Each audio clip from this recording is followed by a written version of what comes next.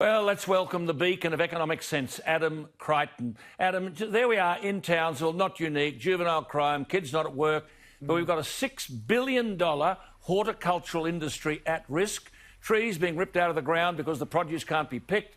And the Joint Standing Committee on Migration recommended a month ago that university students should be given a HECS debt discount to encourage them to pick crops in regional Australia. What's happened?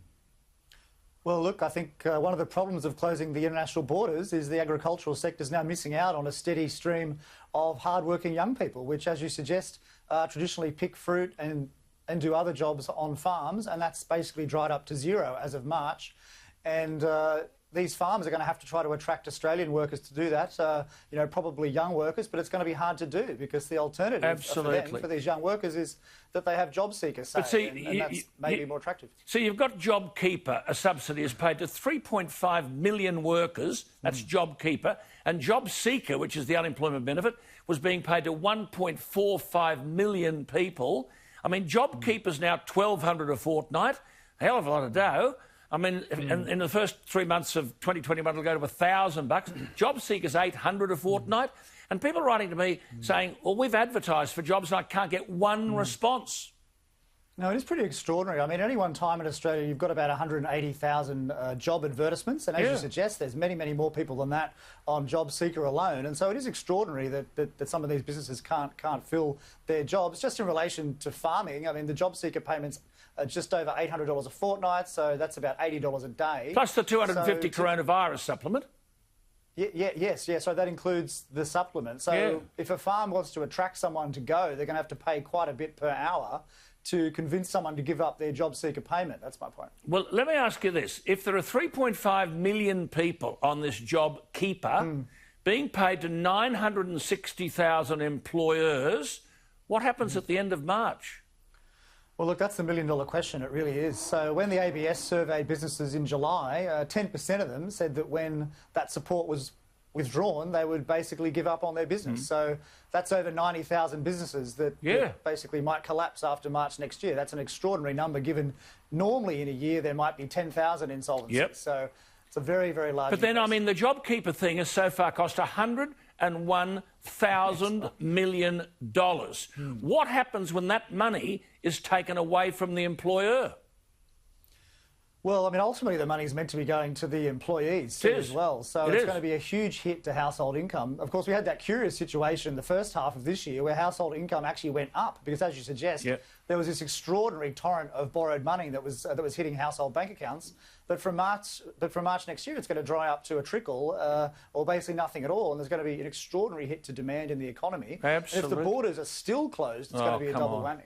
Absolutely. Now, listen, the deficit this year is over $200,000 million. That's the gap between what the government spends and the money it takes in. When Kevin Rudd sought to raise the debt ceiling in 2007 to $75 billion, all hell broke loose. They were talking about the reckless manner in which the Labor government is spending taxpayers' money. Malcolm Turnbull said this waste of borrowed money is made worse by the fact that Kevin Rudd and Wayne Swan are leading Australia into record debt, $75 billion. It's now $1 trillion. Now, my viewers are saying, and Len, thank you for reminding me that I promised to give you an answer. Well, here is the expert. Len asked, where do we actually borrow the money from, Adam? Well, look, about 60% of it comes from foreigners, especially the Japanese at the moment. Indeed, I've had an article in the paper recently that says this year in particular, the Japanese have been huge investors in Australian government bonds, not just federal government, also Just explain to our viewers what a government bond is.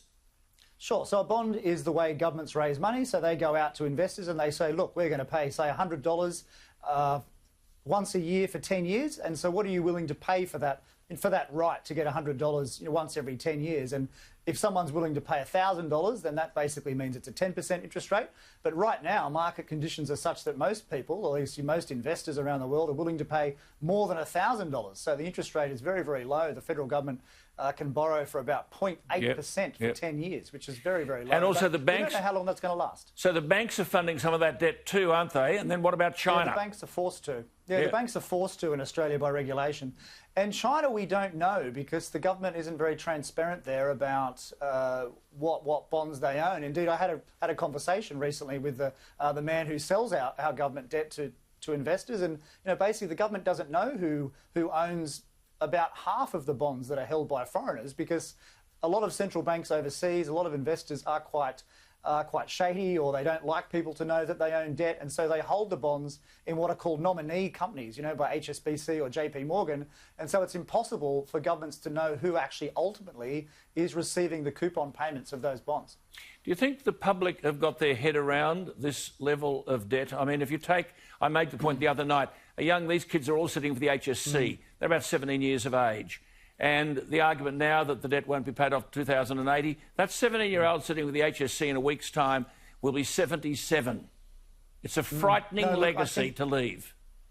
Look, that is true. I mean, I think the ordinary man in the street is rightly concerned about the level of public debt still, although the elites no longer are. You know, the political elites, the media elites generally think we've entered this new world where, you know, borrowing's very cheap and we can just borrow, borrow and borrow. But, I mean, I just suspect it's not going to end well. I mean, the advanced governments of the world, Australia included, they're really conducting an extraordinary economic experiment whereby, you know, they're operating as if there's no cost to debt. But, you know, logic would suggest, and also history, that there is a cost, and at some point it's going to catch up with us.